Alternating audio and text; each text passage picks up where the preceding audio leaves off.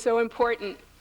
Welcome to the keynote event for the Bridge Builders Conference, 21st Century Leadership in International Development.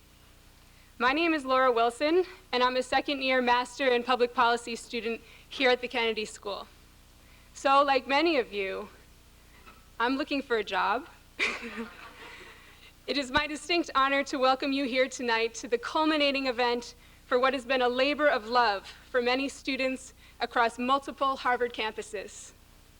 This conference not only recognizes the accomplishments of grassroots leaders across the globe, but stands as an important symbol for what determined visionaries can accomplish when they work to build bridges between people, organizations, and governments. The bridge builders with us here this week, if they wouldn't mind standing for a moment so we can recognize them. Por favor, se levantan si está un bridge builder. Aquí también.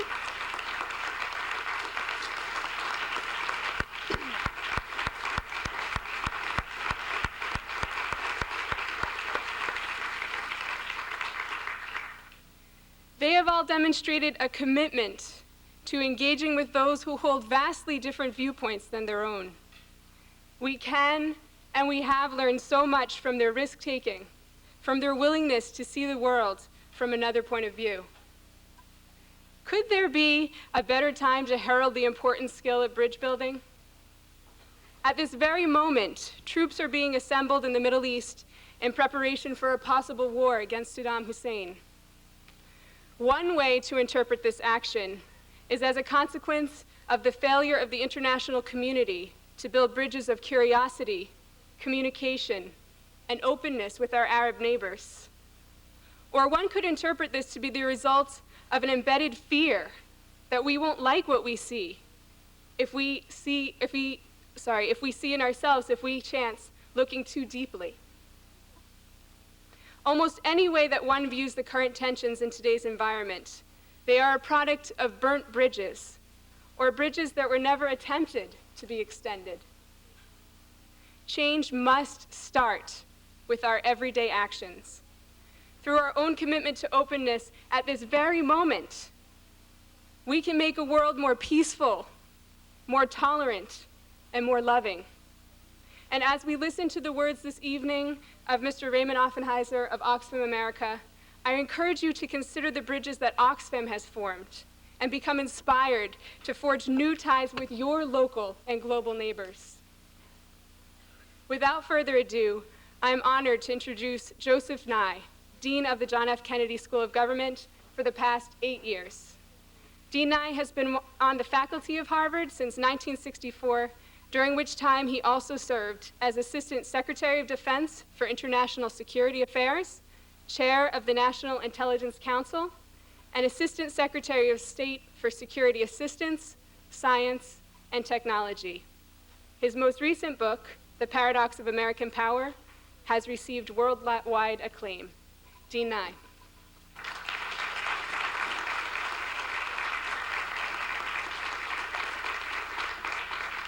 Thank you very much, Laura. I must say that as Ray Offenheiser and I were talking just before we came out to the forum, how encouraging it is to see the rise of interest in young people in the problems of development. It's hard to think of anything more important in the world that we're facing. And it's extremely encouraging to see this first annual Bridge Builders Conference here at Harvard. And that's why we're particularly grateful to Ray Offenheiser, who's president of Oxfam America, for coming and addressing us this evening. He has a distinguished record in development. Indeed, he's a pioneer of what we would like to see more of, in the sense that he's devoted his life to development and aid. He's been the head of Oxfam America since 1995, but prior to Oxfam, he worked for the Ford Foundation in Bangladesh and in South America, and for the Inter-American Foundation in both Brazil and Colombia, and for Save the Children Federation in Mexico.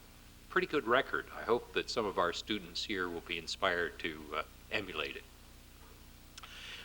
Ray Offenheiser has worked on a vast range of projects in the areas of community-based resource management, credit and enterprise development, human rights and local governance, and international security and cooperation.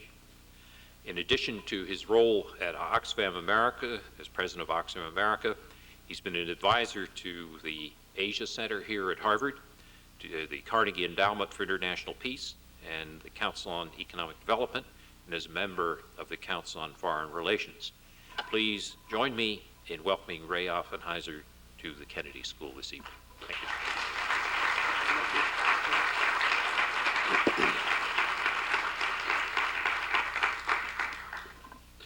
Thank you, Dean Nye, for that kind introduction. I'm honored to have been selected to be the keynote speaker for the first and hopefully what will promise to be the annual Bridge Builders Conference here at Harvard, on an evening devoted to celebrating the achievements of our distinguished guests, our partners, who have been with us all week in a variety of events.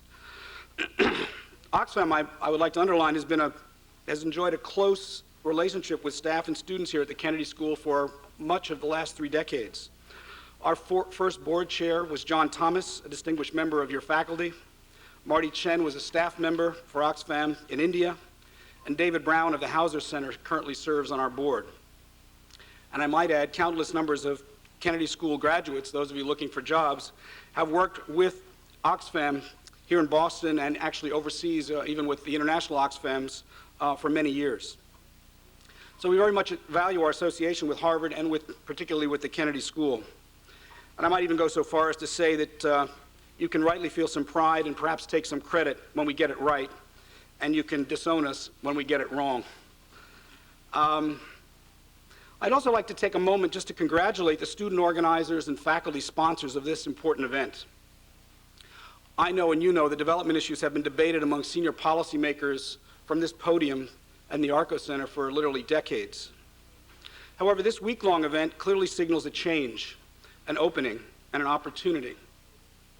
With such distinguished leaders among us, we are afforded a rare opportunity. We're afforded an opportunity to look at social change from the perspective of the advocate rather than the policymaker, to see the human dimension of social change through the eyes of real protagonists who risk it all, experience real tragedy, and celebrate hard-won victories. To take the gauze off social change and bring it to life, give it blood and guts, and infuse it with the real stories of dedication, risk, and courage. I'd like to salute all the organizers of this event for the splendid job you've done, despite, I know, heavy course loads, to put together a terrific week of seminars and workshops across 2 campuses and a variety of different colleges here at the university. As I was thinking about what I'd say this evening, I was given a gift. I was sitting at my computer one Sunday afternoon several weeks ago, and I received an email from an old friend, Manuel Chiriboga, a Wisconsin-trained agricultural economist and leading Latin American NGO leader, who was writing to inform me that he had just accepted a new position as Deputy Minister of Agriculture with the government of the newly elected President of Ecuador, Gutierrez. His letter was very moving as he tried to convey his sentiments at assuming this role in what he felt was a historic moment for his country. The letter went on to describe how the new president had just appointed 2 leaders of the indigenous movement in Ecuador, Nina Pacari and Luis Macas, as ministers of foreign relations and agriculture, respectively. Both of these individuals have been critical players in building the indigenous movement in Ecuador for over the last 30 years. And today they assume 2 of the most important and powerful posts in the government of Ecuador under this new administration. I think this story illustrates very graphically what bridge building can achieve and is achieving in developing countries throughout the world. Grassroots leaders who have struggled for decades in the trenches for social change, assuming the role of senior policymakers for critically important portfolios for their constituencies, and doing so, most importantly, through a democratic process of change. In honoring our guest this evening, I'd like to offer some thoughts on 3 main questions drawn from my life experience. I'd like to speak about why has it taken us so long to value the efforts of charismatic community leaders in leading the development process. Second, I'd like to explore what they and their colleagues have done to transform the way we think about development and public policy. And finally, what are some of the challenges that bridge builders both north and south will face in the coming decades? And what does all this mean for the way we're going to have to work into the future? So here we are in 2003. And why is it that we are just beginning to recognize the need to honor and understand the work of people like Antonio, Penty, Han, Chetna, or Leonida, who are with us this evening? Well, I think there's an evolutionary story here that is probably important for each of you in the audience to appreciate. There's a variety of complex reasons, but let me offer some broad observations about the origins of bridge building as it has kind of emerged over the last 30 years. Some 30 or 40 years ago, early development work assumed that northern donor nations had to provide the expertise, funding, and know-how. We Northerners did it for and to our Southern brothers and sisters. The approach was top-down and largely sort of charitable in focus.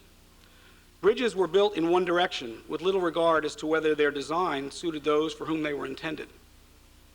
Little importance to indigenous knowledge of context and conditions was little importance was given to indigenous knowledge of context and conditions. But paradoxically, while this was going on, there was social capital in many of these societies in which we could invest: labor unions, peasant leagues, urban settler associations, cooperatives, and so on. However, this process was taking place during the Cold War period, and the Cold War period raised the ante considerably. Indigenous civil society organizations during the Cold War were very often seen as a threat to be neutralized or co-opted. The famous Alliance for Progress programs of the Kennedy years in Latin America was translated to Spanish as Alianza para el Progreso, a clever play on words which translates as the alliance that stops progress in Spanish. This is how, unfortunately, it was seen by many civil society activists in Latin America through much of the 60s, 70s, and 80s. The Cold War encouraged an environment in which it was assumed that independent civil society organizations or actors must be infiltrated, controlled, or managed. And this was a tall order with many consequences. It led to a preference for political leadership that could manage stable regimes regardless of the cost to citizens and lives lost or human rights violations. At the time I started working in Latin America, in the early 70s, dictatorships were in power in virtually all of Central America, as well as Brazil, Chile, Argentina, Uruguay, Paraguay, and Bolivia. Many early initiatives at organizing by such groups were smashed and broken. Leaders were killed, often with the complicity of the US government. And this was seen as the price that had to be paid for maintaining a Western style of nominal democratic governance. Despite the risks of facing down repressive regimes, church groups and NGOs emerged in the early 70s with a real commitment to building popular grassroots organizations. I had the wonderful experience in the early 80s of traveling with Albert Hirschman, a renowned development economist, who started his career in the post-war period in Colombia. And I had this wonderful experience of taking him back to Colombia some 30 years later in the early 80s. And he had worked and been familiar with many of the sort of social movements in Colombia organized by the church in the 50s and 60s and during the Alliance for Progress years. And many of those movements had actually been broken, and he assumed that they no longer existed. And during the sabbatical year that he worked on a book entitled Getting Ahead Collectively, he came forward with this concept. He realized all of these groups were still there, but they were transforming themselves and emerging in new kinds of social forms. And he captured this observation in what he referred to as the recycling of social energy of these social movements. We also saw a strong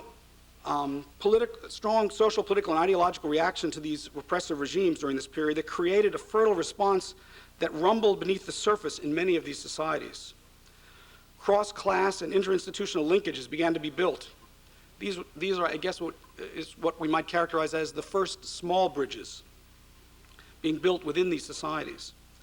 The Cuban Revolution, the teachings of Paulo Freire, the rise of liberation theology, the emergence of the human rights, environmental, and women's movements, all conspired in different ways to create a new social infrastructure through the 1980s and the 1990s, with new propositions, indigenous leadership, and most importantly, emergent global linkages. Much of the early work of these organizations was in dealing with basic needs of literacy, health, education, and credit. And under repressive governments, this frankly was all you could do legitimately. Yet informally, organizations were recognizing the needs to work on policy. As more and more governments democratized through the 80s, the interest in public policy in the civil society community grew. The UN summits of the 1990s provided a forum for much of this invisible social capital to emerge, discover its breadth and depth, become excited about its potential, and to establish new social networks on a global level for the debate of national as well as global public policy issues. This process of global networking and interchange has culminated in global civil society convening its own summit, the World Social Forum, for the last 3 years in Porto Alegre, Brazil. This year, only several weeks ago, 3 or 4 weeks ago, there were 100,000 people in attendance for 7 days at the World Social Forum. Daily plenaries in stadiums with audiences of 25,000 in attendance were addressed by heads of state and leading policy thinkers. Over 500 seminars in 3 locations and scores of working groups met round the clock. Some 60,000 young people from all over the world camped out in the city's Central Park. Tours to towns in Rio Grande do Sul state, the host of the meeting, were given to witness its innovative participatory budgeting process, town meetings, Brazil style.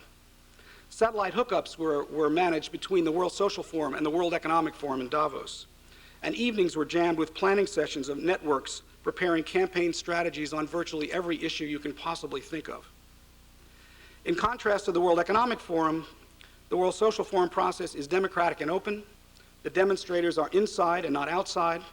There is an inclusive culture rather than an exclusive culture, and class and caste hierarchies are entirely absent. This is not a meeting, however, of revolutionaries. Rather, it's a meeting of highly engaged global citizens. So what can we learn from this evolutionary process that is transforming the way we think about development and public policy? Let me offer some lessons I've learned from working alongside many of the kinds of bridge builders that are joining us here this week. I've learned the importance of leadership and institutions as building blocks of social movements.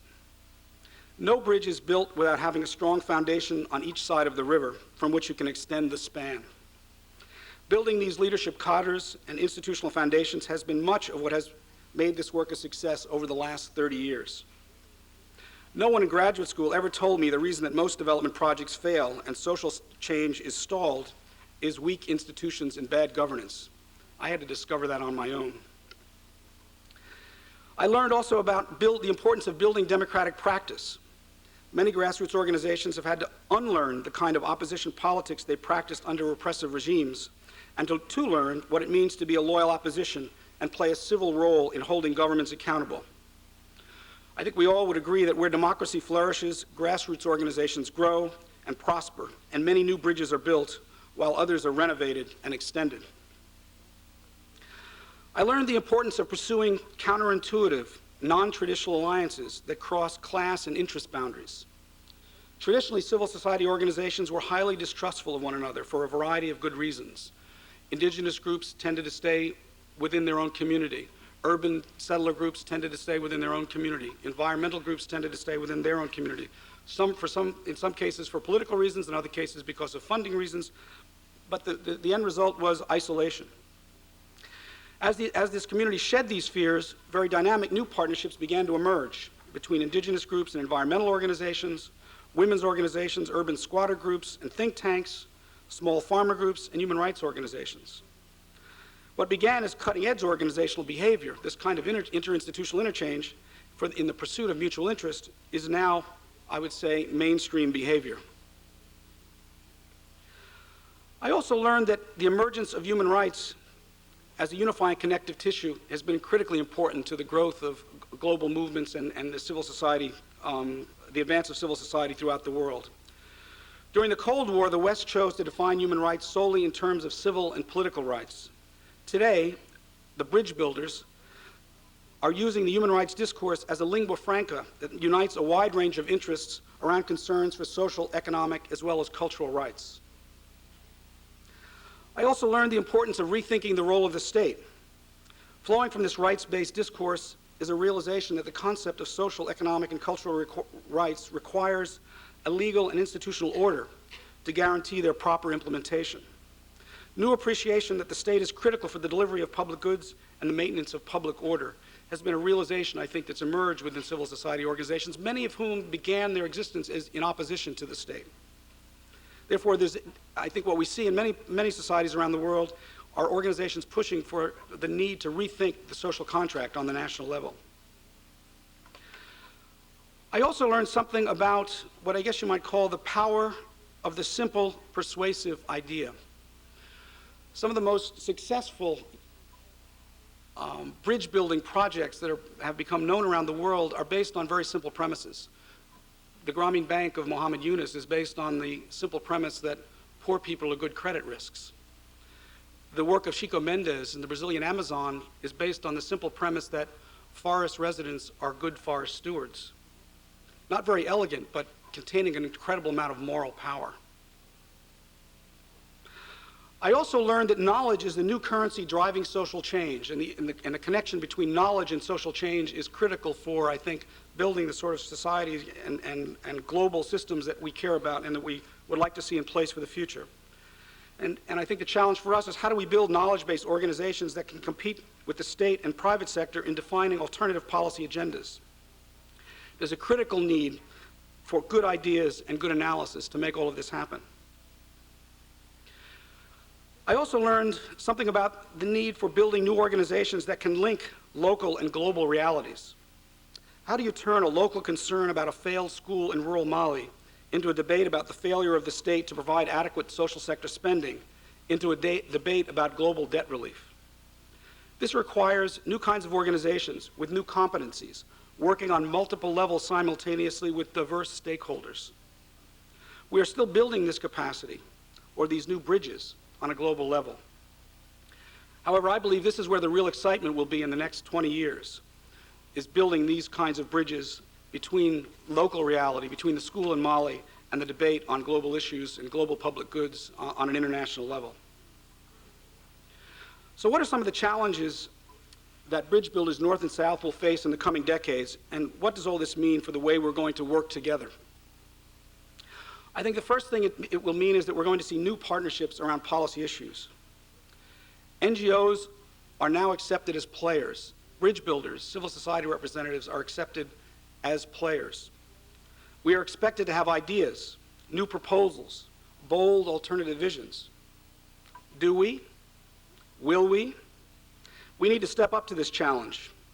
Nothing would be worse for the success that we have achieved so far if key institutional leaders turn to us and say, well, we buy your argument, so what do you want?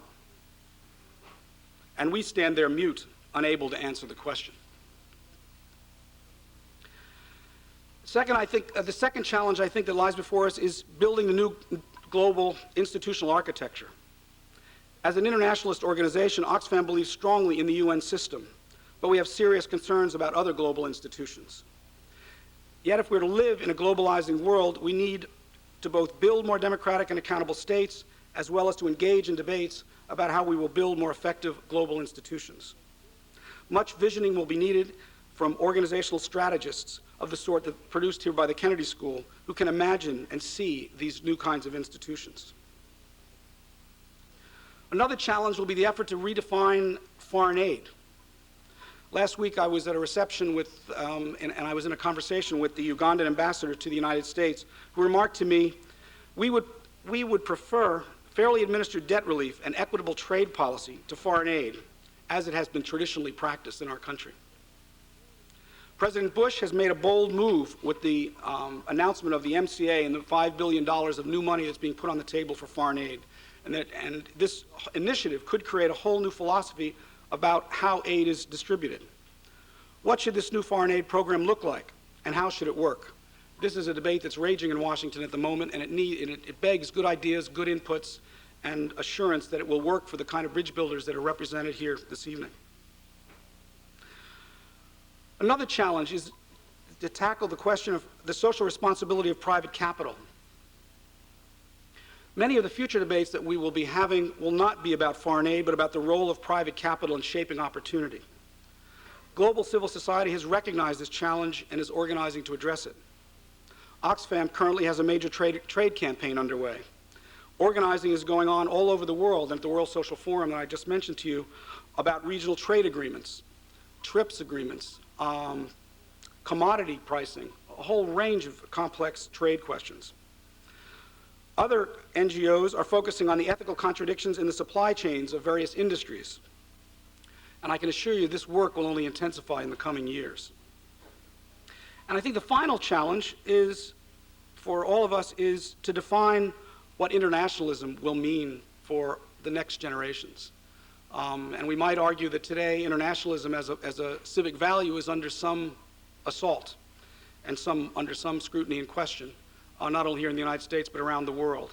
And I think it's going to be important for bridge builders everywhere to consider and value the internationalist institutions that have been created over the last century and what they give to each and all of us as global citizens, and to envision the kind of internationalism that we want and that we need to build for the generations into the future. I'd like to maybe just take a few minutes before closing to offer a few words to the students in the audience. My life has been particularly blessed, I'm willing to sort of put forward to all of you. I spent 25 years of work finding and funding the kinds of bridge builders that we have here tonight, and I'm fortunate to count many of them as friends. I've met more mentors, heroes, leaders, and champions of social justice than one lifetime should allow. These have been men and women of virtue, courage, persistence, vision, tenacity, and most importantly, humility. These are men and women who emerge from resource-poor environments, bear witness to the suffering of their brothers and sisters, and seek to do something about it. Men and women who, in many cases, are willing and have given their lives for what they believe. It has been an honor to work with and among so many great men and women doing great things in forgotten places. I am all the better for having walked among them, and no amount of compensation could ever substitute for what this experience has given me. So I invite you all to consider building bridges with them as well. As we're here in Cambridge, let me conclude my remarks by quoting the words of William Wadsworth Longfellow, who resided only a few blocks from this hall where we're gathered tonight. His words are in praise of the bridge builders of his generation, but I think they apply equally well to those among us and to the many that they represent who dream and build for the future. All are architects of fate, working in these walls of time, some with massive deeds and great, some with ornaments of rhyme. For the structure that we raise, time is with materials filled. Our todays and yesterdays are the blocks with which we build. Build today, then, strong and sure, with a firm and ample base, and ascending and secure, shall tomorrow find its place. Thank you very much.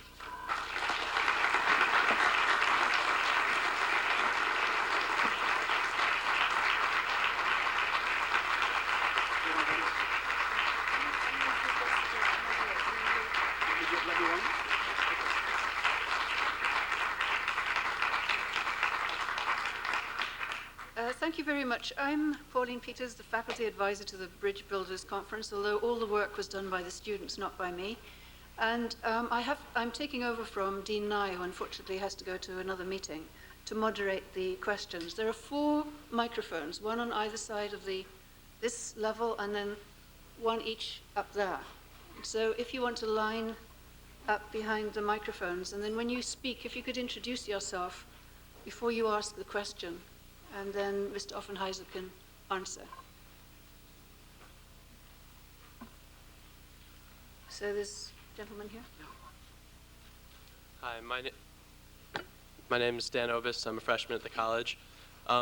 You mentioned that we need to sort of redefine the way we think of foreign aid as opposed to handouts being more building infrastructure and things that will allow communities to help themselves. How important do you think spreading the internet to communities is in the vision of development for the world?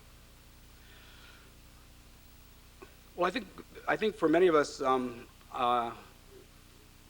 the connection that we currently enjoy amongst our sort of sister organizations around the world relies on the internet. And the kind of event I described, the World Social Forum, would have never happened if there wasn't an internet.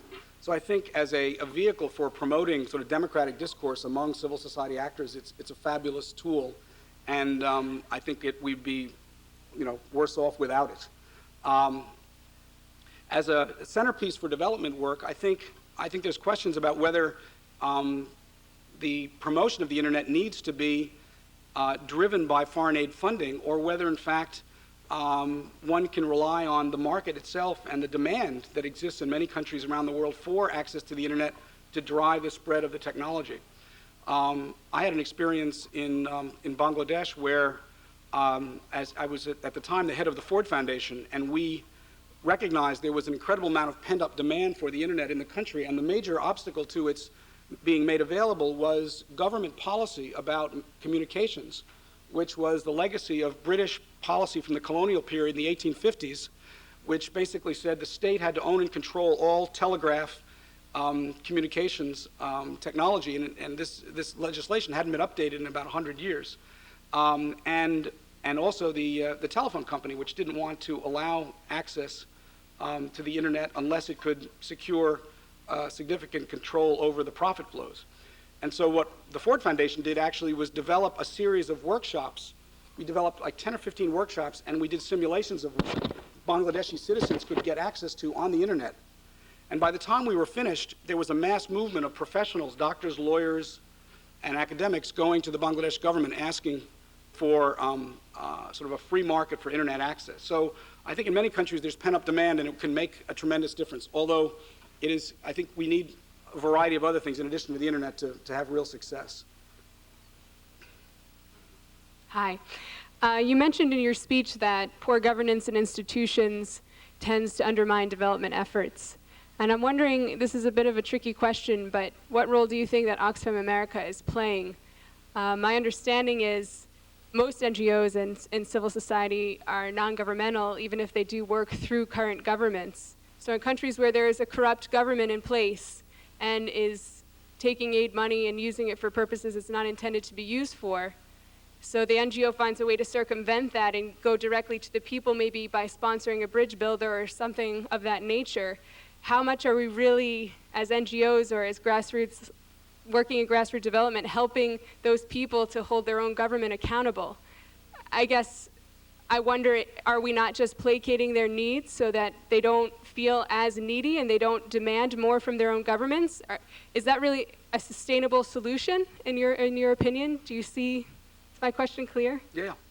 Well, I think the work that Oxfam's tried to do, along with a variety of other organizations for much of the last 60 years, has been to develop organizational capacity and competency in countries. I think if we have left any sort of signature behind, it's been strong non-governmental organizations that have, in their early years, probably focused more on service delivery and more recently focused on issues of policy and public accountability.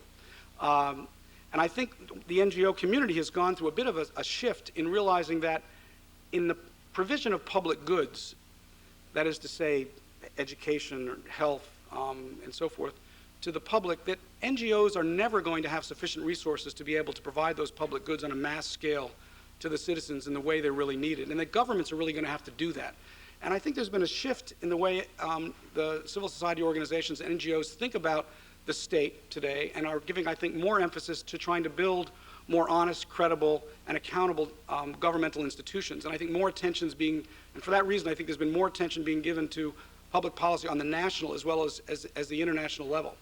The issue of corruption, I think, is emerging through the fine work of Transparency International as an important global issue, and I think you're going to see more and more coalitions of groups working on the issue of corruption as a major problem in the coming decade. Hi, my name is Jonathan Rose. I'm an MPID student here, and I'm actually negotiating a job with Oxfam in Bangladesh right now. My question is about, you talk about the transformation, and I think NGOs are taking on more of an advocacy role now, and Oxfam certainly is, especially on international issues such as the trade campaign you talked about. And maybe that's at the expense of doing the direct provision of public goods that you mentioned. what have been the big achievements of the advocacy, especially on the global scale, and what are the costs of that kind of choice? I think that's a very important question, because I think some people who watch us do more policy work presume that we've given up the grassroots capacity building. And the reality is that if I were to just describe the Oxfam sort of system to you, we're 12 Oxfam organizations. We work in about 110 countries. We support something like 5,000 southern not-for-profit organizations, and we dispense something on the order of $450 to $500 million in foreign aid a year. Now, the interesting thing is the lion's share of that goes for program continues to flow through field offices in 110 countries. And what we've realized is the costs to us of doing the policy work are relatively small compared to the leverage and benefit that we can get for the country programs that we're supporting on the ground. And so while it has caused us to, if you will, if I can use this terminology, redefine our business model in order to reallocate resources and acquire new kinds of competencies, it hasn't undermined our belief in the need for us to have a very strong on-the-ground presence. In fact, if anything, it's caused us to realize that our legitimacy in doing advocacy work is derived from the fact that we're working directly with partner organizations on the ground. And without that, we would be a very different kind of organization and not as well grounded in local realities as we would hope to be. Good luck on your job hunt. Hi, my name is Megan Seibel, and I'm a senior at the college. And you described to us sort of the progression of how development has changed by the North over the years. And I'm curious about your outlook on the next generation of bridge builders. What are some just traits that you have seen? And you mentioned having met so many people who you would term bridge builders over your experience at Oxfam. I was curious how you've seen bridge builders change over the years and what you see in the next generation. Well, I think 30 years ago, many of the individuals associated with some of the organizations that are represented here with us today were working very much at the local level, and their leadership was very much exercised in communities in the Andes or in rural villages in Africa. And the work was much more local or regional at best. And people, what they brought to that work was an extraordinary knowledge of context, an ability to mobilize and inspire local communities, an ability to leverage public authorities, but at the local level. What I think we're finding today is the emergence of leaders who are founding and managing intermediary organizations that are continuing to provide connective tissue to those local social realities, but are suddenly finding themselves representing their populations at the World Economic Forum. And they're finding themselves in all sorts of other decision-making fora, debates on on issues like GM food, on a whole range of complex subjects that perhaps their background, their educational background and experiential background has not necessarily immediately prepared them for, but they've become very quick studies, and they've found people to help them work on those issues. So I think what we're going to see, I think, in the coming years is more and more presence and voice from national civil society organizations representing their populations even more forcefully in important decision-making fora around the world, and in some sense, and I say this in all honesty and modesty, displacing the Oxfams, displacing the northern voices and donor organizations. And I guess we have felt that we have a role to play in perhaps providing opportunities, opening doors, giving access in our countries to those voices, but eventually it's most proper, we believe, that the debates are carried forth by representatives of civil society from the countries affected and the countries themselves. So if Oxfam is transformed by that eventuality, so be it. The order is this young lady up there. Hello, my name is Dawn Fraser. I'm an MPP1 here at the Kennedy School. And I imagine that doing development work in a place like Colombia or places where there's democratic regimes is very different from doing development work in places where there's non-democratic regimes, such as Iraq or what's going on with the current war in Afghanistan. And I wanted to know, how do you see the change in doing development work, either from a top-down level or from the grassroots level, as you were talking about before, How will that change in the future with this, with growing global trends of more war and more discrepancy in the world? Well, I think we've been living that reality for much of the last 10 years. I mean, I think I'm not a foreign policy expert, but I think the statistics are that before the end of the Cold War, there were something like 20 what they call low-intensity conflicts around the world, and subsequent to the end of the Cold War, I think that the numbers got up into the 50s. So we haven't been living in an altogether peaceful world. And Oxfam has found itself working in the Great Lakes regions of Africa, in the Sudan, in Afghanistan, and we're doing contingency planning right now around Iraq.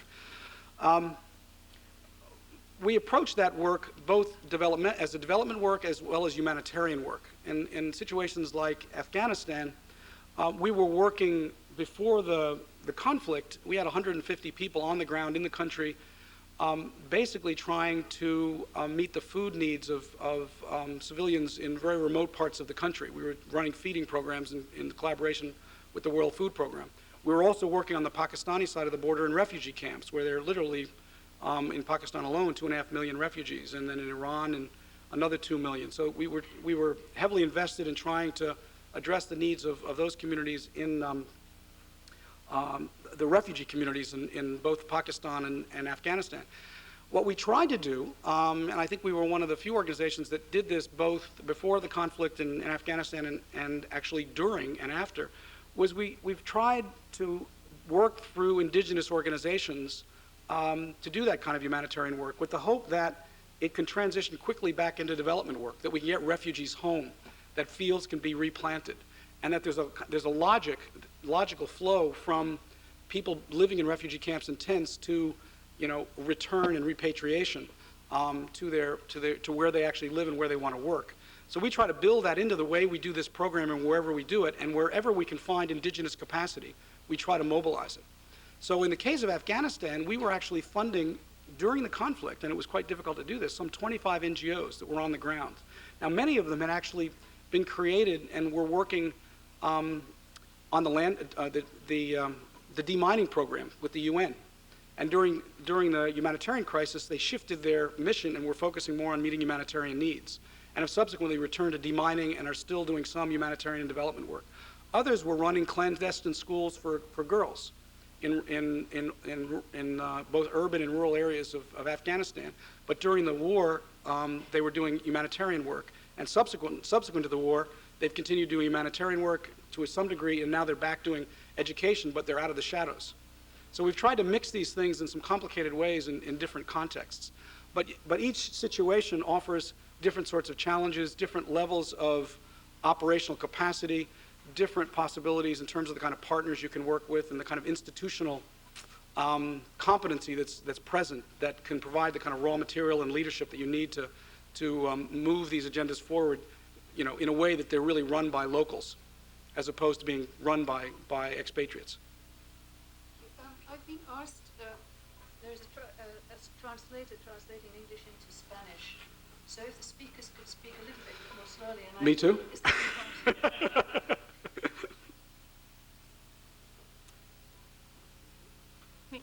Hello, my name is Sherry Brockoff. I'm a student of Sustainable International Development at Brandeis University.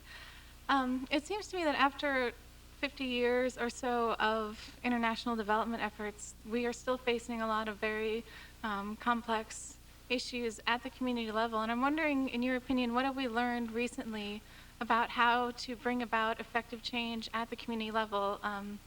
In other words, what works in community development at that level? Okay.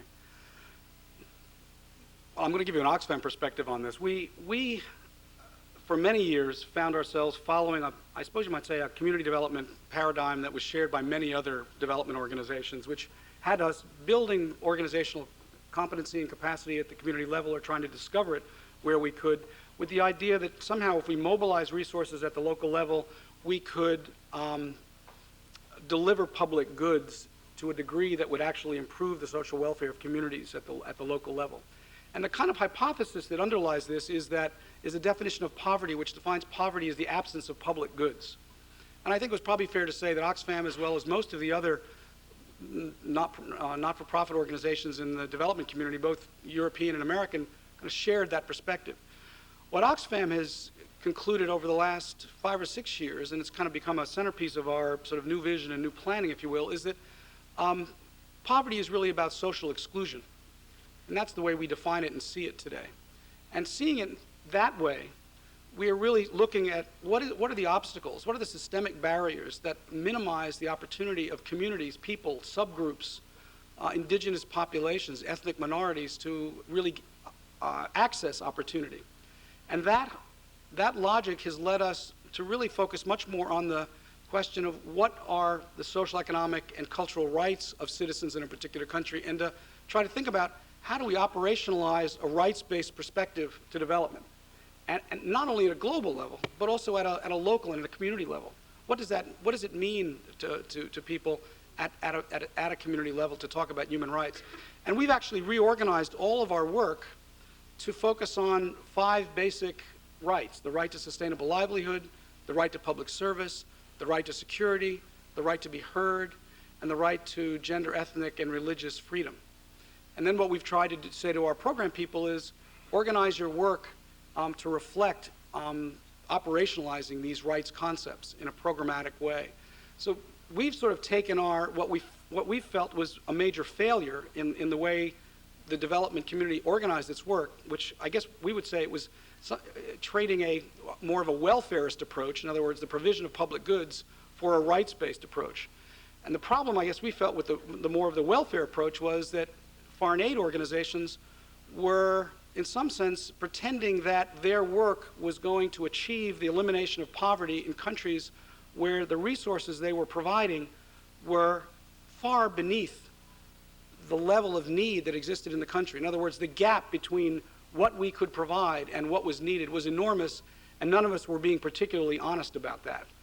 Whereas, meanwhile, we were operating in some ways in opposition to governments, undermining their ability perhaps to even achieve benefits for their citizens. So we've shifted to a rights-based approach and really feel it's important that we work to build stronger states, to deliver those kind of public goods, and link communities through strong local government to a system that is efficient and caring for its citizenry. So it's a new way of thinking about the kind of community work we do, but it's an effort to kind of link it vertically from the community level right through government at the national level through debates on global public policy. Thank you. Let me just remind you of the order. Gentleman up here, then this lady, and then back to this microphone. So we're up to there. My name is Duncan Earl. I'm a master's student here at the Kennedy School. And you alluded in your talk to the MCA, I think you were referring to the Millennium Challenge account. That's right. A couple of months ago, we had Administrator Natsios here to talk about, the subject of the talk was, are the Millennium Development Goals the way forward?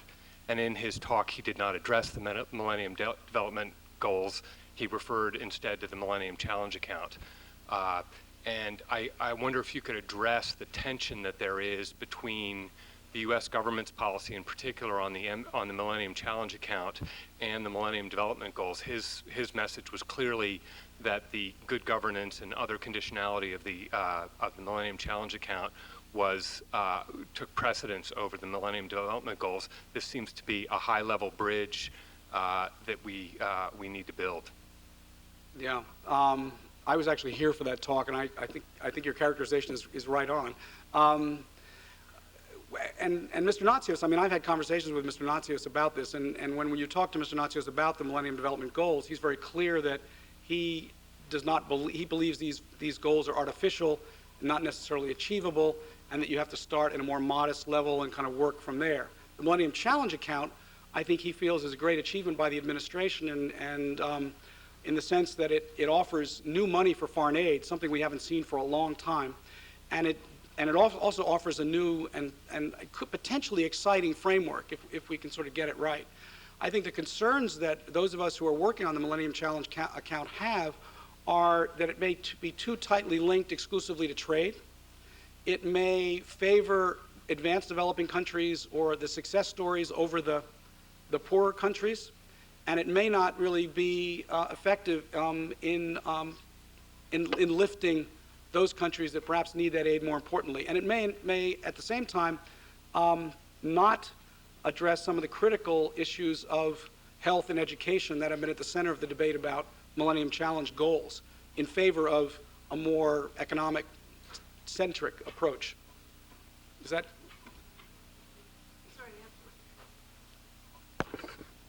Hi there. Hello, my name is Diane Gregoria. I'm a doctoral student here at Harvard, and you spoke in your talk about the reality of knowledge as an engine for social change coming into this new century here.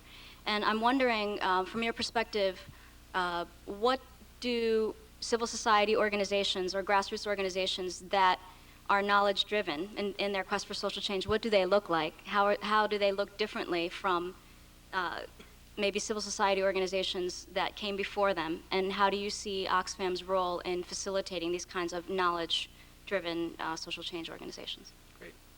Thanks for the question, Diane. Well,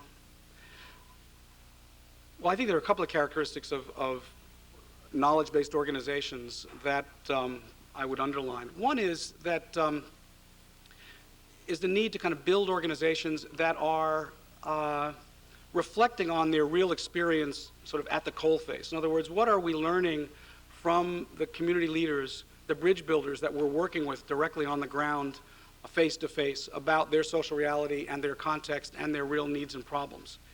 And how do we translate that learning into effective ideas and potentially policy propositions that we can then move up the line to government or to international institutions? The example I was giving earlier about the schools in Mali actually to some degree is a real life example that came out of Oxfam's experience of trying to figure out what it could do about basic education in West Africa. And what we learned was we were funding some basic education and literacy programs in Mali, and we were told by an organization that we were funding for some time that wanted to expand its program that, well, it would be great if you could fund another 10 schools and we could get up to 30 schools in 30 villages doing this, running this basic pilot education model. But we really need 3,000 schools in Mali. But the problem is social sector spending for education has disappeared. And the reason it's disappeared is our country is faced with a major debt problem. And it might be better if you funded 5 of our schools and you spent the remaining money to change the policies of your government to effect some significant change and bring about debt relief. And we said, well, that's an interesting idea. So how do we take that idea from that village program and move it up the line to reinstate social sector spending in Mali? How do we learn from that experience? And how do we bring those people from rural Mali to tell that story to Jim Wolfenson and make that kind of connection? So that one piece of it is that local learning that can drive an organization forward in a way that keeps it grounded. The other piece is how do we reflect upon deeper and more complex issues? For example, the trade campaign that Oxfam is currently engaged in. A lot of the battles in that trade campaign are taking place around WTO negotiations. Now, any of you who've spent any time here at Harvard studying trade policy know that there is probably no more arcane and detail-oriented field than trade. And the devil is in the details, if you will. And I think one of the challenges for bridge builders and civil society organizations is how can you work at a local or even national level on some problems directly with populations and at the same time have time to do analysis of the Doha trade round and the treaties that were being negotiated at the Doha trade round. It's very, very difficult. So we end up feeling like one of the roles that an Oxfam can play is as a knowledge creator and a knowledge disseminator around these important issues, trying to provide analysis and act as, in some sense, an information node dealing with some of these important complex issues where civil society organizations may have an inability to process in the short term. We may be able to provide some frameworks, some ideas, and then assist those organizations in implementing their own process of reflection at the national level. So around issues, for example, like trade, we've been working on the crisis in the coffee sector. And we have groups working on coffee and the coffee crisis in countries all over the world now. We released a coffee report last September, and there are coffee working groups in Colombia and Ethiopia and Vietnam. And they're working on the ground to evaluate what does it mean what does the coffee crisis mean in their national context? And they're talking to their governments about those issues. They're not talking to us, and they're doing their own reflection. But our report provided them with a framework that allowed them to see the problem in a larger context. So I think there's this issue on the one hand of analysis at the coalface, and the other question of sort of analysis of broader context and broader structure that maybe requires specialized expertise. And the challenge for organizations is, do we have the competencies in our organizations to do this kind of work? And what has been changing in the Oxfams over the last 5 years is we've been hiring more policy analysts, we've been hiring more advocacy people, we've been hiring more media people, we've been hiring more grassroots organizers, because knowledge is only good if we can disseminate it. So we're disseminating it to our field offices, and we're disseminating it through church basement meetings here in the United States, through student organizations all over the country, and actually through the other Oxfams in their countries as well, through similar kinds of networks. How's that, Diane? We're running out of time, so very brief questions, please. Sure. Hi, I'm Kate Botham. I'm a Harvard Divinity School student, and I'm also one of the student organizers of the conference.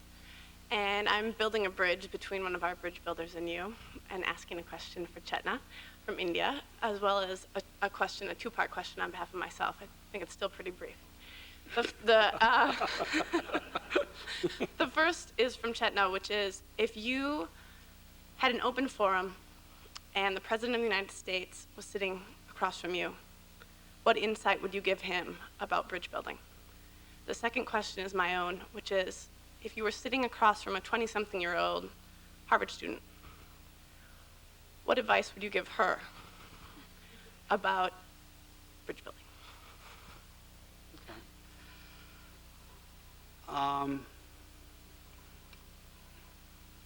Well, which shall I start with? The first one, huh? I suppose with regard to the first one, and maybe this comment is influenced by the times we live in, I probably would advise that one, in order to build more effective and durable bridges from the office of the president, that one needed to assume a posture of humility and become a better listener.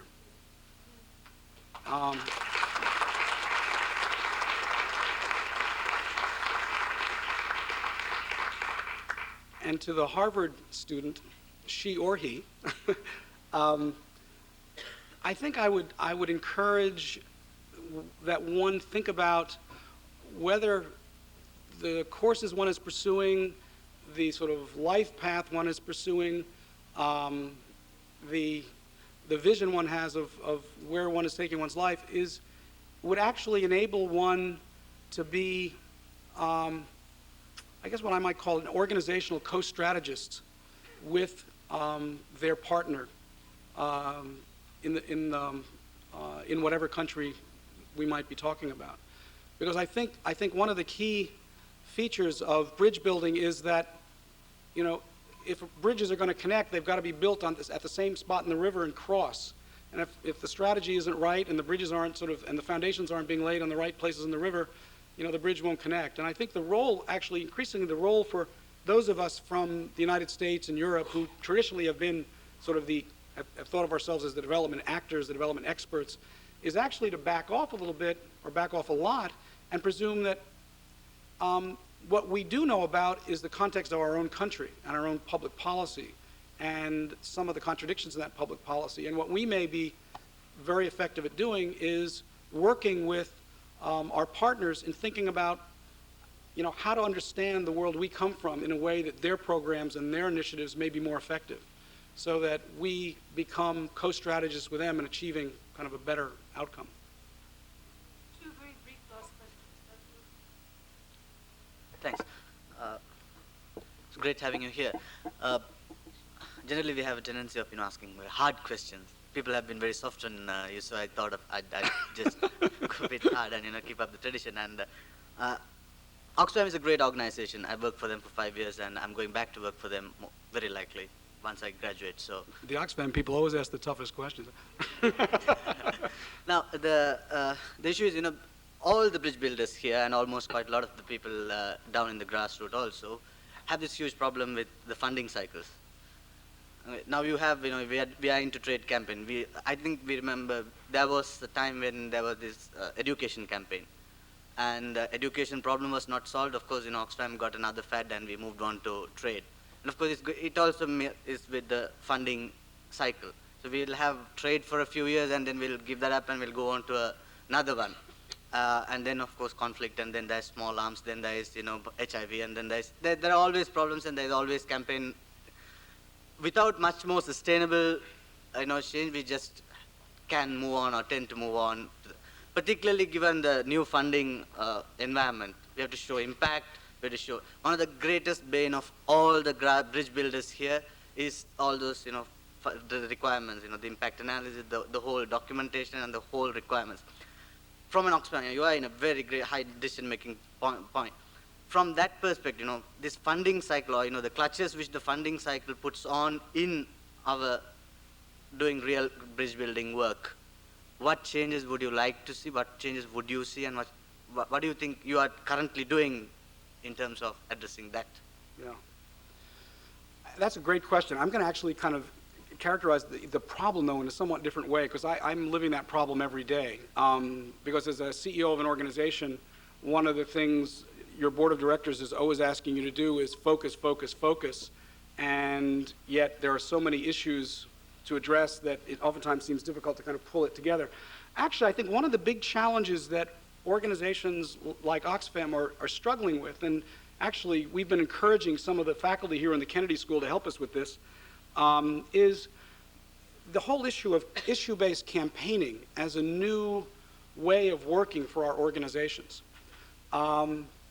We started issue-based campaigning several years ago, as you mentioned, with work on basic education and debt. And we did it in a very public way for a period of about 3-4 years. And we linked it very closely with the debt relief process and cycle and decision making. And when we were at that peak period, we were recruiting labor unions to the process. We were doing press conferences. We were releasing report after report after report. We were very deliberate, very focused. And there was similar work going on in our field offices around the world on basic education. And then debt relief was achieved. The money began to move toward the social spending budgets of various countries, and the process began to move out of Washington to the field. And we had to shift the way we shifted the way we were working toward more accountability at the national level. Then we went on to work on HIV/AIDS and a Cut the Cost campaign on AIDS drug pricing, which was the first phase of what is now our trade campaign. And we released reports dealing with that. What we've realized is that many of these issues are highly complex, and they're not solvable in 2, 3, 4 years. They don't lend themselves to easy solution. And that we have to figure out how we can set very, I guess what you might call hard targets for the campaigning we do, build alliances and coalitions and movements around those issues, and try to figure out what is the life cycle of the campaign that we're in, so that we have both a strategy for getting in, a strategy for achieving certain hard target goals, and an exit strategy. And I think the struggle that many of our organizations are having that are doing issue-based campaigning is we haven't figured out how to deal with the exit strategy problem yet. So I was in Washington last week working on basic education. We're still working on basic education, although we're doing it more in a low-profile advocacy way, while meanwhile we're doing trade in a very public way.